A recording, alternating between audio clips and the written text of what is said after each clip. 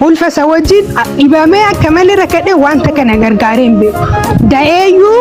kadhaa lufteen ji'a lamaan ji'a sadiin akkasitti na erga. Gaafitti tole ji'a lamaan ji'a sadiin kadhadhee isaayyuu. Okay, ilmo iyyuu maatii keetiitti deetteet?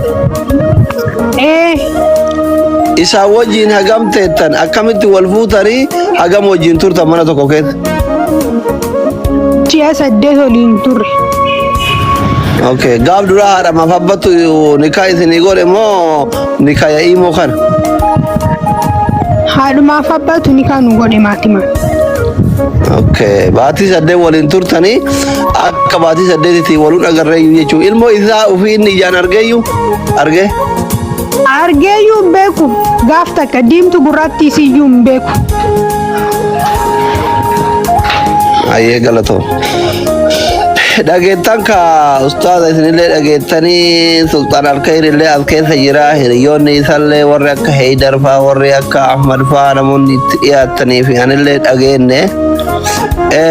Sultaanii kiyyaa maali rakkoon kee baatii 8 qofa wajjin jiraattanii haadha manaa keetiin adda si baasee Finfinnee masan keessatti osoo nama kamii oluu humna qabdu osoo nama kamii oluu iyyuu miskiina gargaartu osoo kakaaba rabbi jala dhaquu dhaabateeyyuu birri keetiin geessitu rakkoon kana hunda si godhee ilmoo kee arguu si dhogge haadha manaa kee baatii 8 qofatti addaan si baase balbala jalatti konkolaataan si buusee irraa si fageesse maayin? Hayyee assalaamu alaykum wa rahmatullahi wa barakatuhu. Galatooma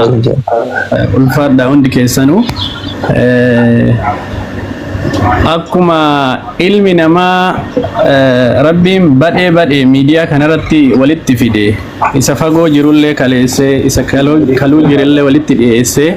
akkasuma hirellee walitti nu fidde gaafa jalqaba walit dhufnu ani imoo maalii ka jettanillee wallahi billahi silki kiyyarraa imoon qabu alhamdulillah namoonni hedduu isinlee jette bara addunyaa baafatu zamana kana iimoolleen haadha abbaa dubartii taa'ee ani nama imoo irrattillee qaraasisuu miti imoo maayyuun qabu application imo sanu silki kiyyarran jiru wallahi billah namni dhaga'uu fi warra sheekoti imo jedhanii waan nu arrabsanii fi asumaan ergaadha mucattiin qulqulleessite godha keessa jirtan eeshi dubbadha sirnumaani wal argine guyyaa itti aanu akkuma nama tokko wala janaajana wala jinnilleen hin jiru sanilleen hawbadha takka bilbilee fi beeku wal argine siita naataata eeyye agas gaafa nikaa qofa ayne rabbi waliin nu fide galleen haa ta'u ammoo mucayyoo tana nama hamtullee miti ani miidiyaa irratti illee maqaa isii balleessuun barbaadu haadha qabaa obboleettii qabaa yookiin isirra arraba qabaa yookiin isirra nama biratti of jaalachiisuuf jecha